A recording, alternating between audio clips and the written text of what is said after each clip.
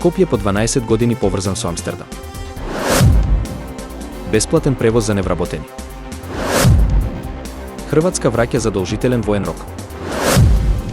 iPhone 15 Pro, најдобар телефон за 2024.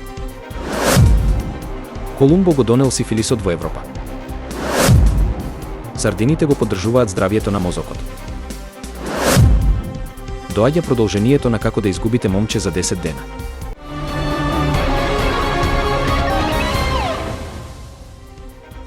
По 12 години пауза, Скопје ќе се поврзе со Амстердам преку нова авиолинија, благодарение на холандската нискобуџетна авиокомпанија Трансавија. Летови на релацијата Амстердам-Скопје-Амстердам ќе започнат на 2 март 2025 година и ќе се изведуваат 2 пати неделно, во четврток и недела. Ова е значајно подобрување на воздушното поврзување на Македонија со Холандија и цела Европа. Генералниот директор на ТАВ Македонија, Неџат Курт, изјави дека новата линија ќе понуди одлични можности за патување за македонските граѓани кои ќе можат да го истражуваат Амстердам и неговата култура, историја и уметност. Исто така, оваа авиолинија ќе ја поддржи туристичката индустрија и ќе понуди поголеми опции за деловни и туристички патувања, создавајќи подобри конекции за патниците.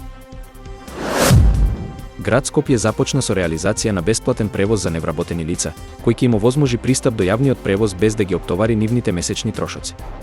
Овој проект има за цел да им помогне на лицата без работа да можат полесно да се движат низ градот, што е особено важно за оние кои бараат работа или учат за нови вештини. Невработените граѓани можат да се пријават преку интернет платформата на град Скопје и да добијат картичка која ќе им овозможи бесплатно патување во јавниот превоз. Проектот е дел од пошироките напори на локалната власт за поддршка на невработените лица и зголемување на нивната мобилност.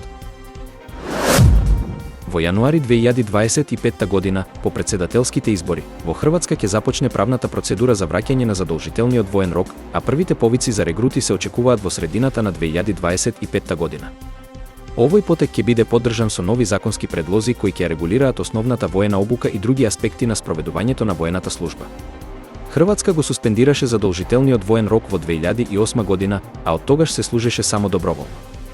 Министерот за одбрана на Хрватска, Иван Анушик, најави дека за регрутите ќе бидат подготвени 3 локации за обука, а потенцијалните кандидати ќе бидат млади мажи на возраст од 18 години. Овој потек доаѓа и по слични најави во соседните земји, како Србија и Црна Гора, кои размислуваат за повторно воведување на задолжителен воен рок. На годишниот избор за најдобар телефон, титулата ја освои моделот на компанијата Apple, iPhone 15 Pro. Овој телефон се истакна со својот иновативен дизајн, подобрениот процесор и напредната камера, која го прави еден од најпопуларните модели на пазарот.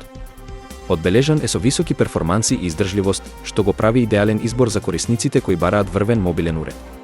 Конкуренцијата на пазарот беше силна, со новите модели од Samsung, Google и други брендови кои нудат слични иновации и опции. Сепак, iPhone 15 Pro ја освои титулата благодарение на својот врвен баланс меѓу технологија и корисничко искуство. Моделот ја потврди својата позиција како лидер во мобилната индустрија за 2024 година. Историјата на сифилисот е многу покомплицирана отколку што се мислело порано. Научниците откриле нови докази кои сугерираат дека Кристофер Колумбо и неговите моорнари може да биле одговорни за воведувањето на сифилисот во Европа по неговото патување во новиот свет. Сифилисот, кој предизвикал големи пандемии во Европа на крајот на 15-тиот век, бил долго време сметан за нова болест што пристигнала од Америките, со новите истражувања, базирани на генетски анализи на бактерии. Научниците успеа да ги проследат трагите на болеста и да потврдат дека сифилисот не бил присутен во Европа пред времето на Колумбо. Ова откритие фрла нова светлина на патувањата на Колумбо и нивниот ефект врз Европа, откривајќи дека болестите кои ги носеле имале важна улога во историјата на континентот.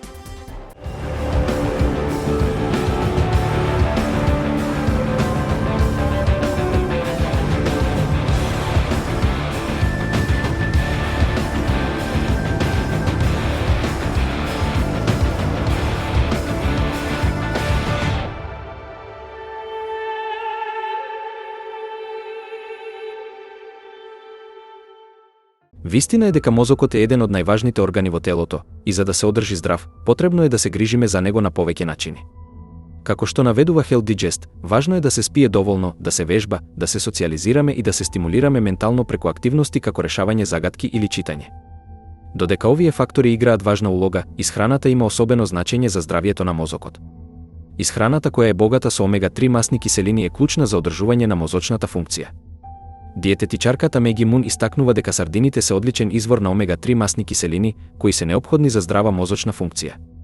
Сардините го поддржуваат здравието на мозокот со 837 мг омега-3 масни киселини во порција од 85 грама, а исто така содржат 21 грам протеин што му помага на мозокот да создаде невротрансмитери.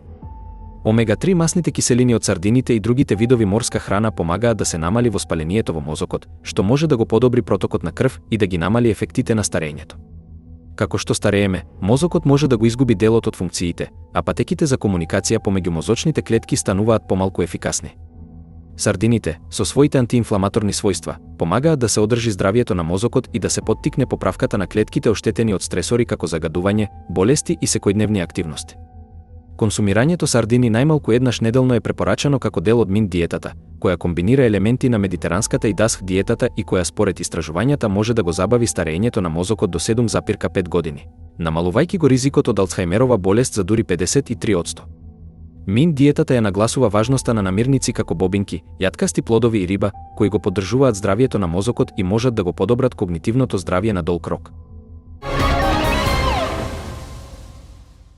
Повеќе од 2 децении по успешната романтична комедија Како да го изгубите момчето за 10 дена, Кейт Хадсон и Метју Меконахи повторно се враќаат во нивните оригинални улоги, Енди и Бен.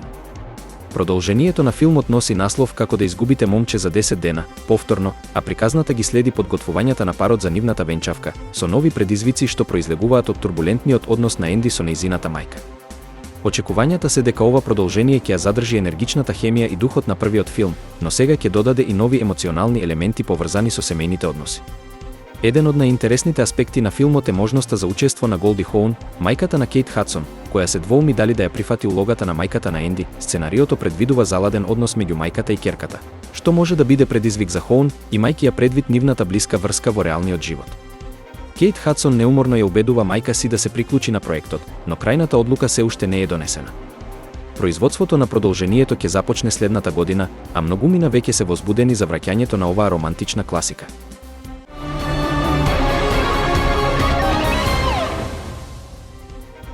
Скопје по 12 години поврзан со Амстердам. Бесплатен превоз за невработени. Хрватска враќа задолжителен воен рок. iPhone 15 Pro, најдобар телефон за 2024. Колумбо го донел сифилисот во Европа. Сардините го поддржуваат здравието на мозокот. Доаѓа продолжението на Како да изгубите момче за 10 дена.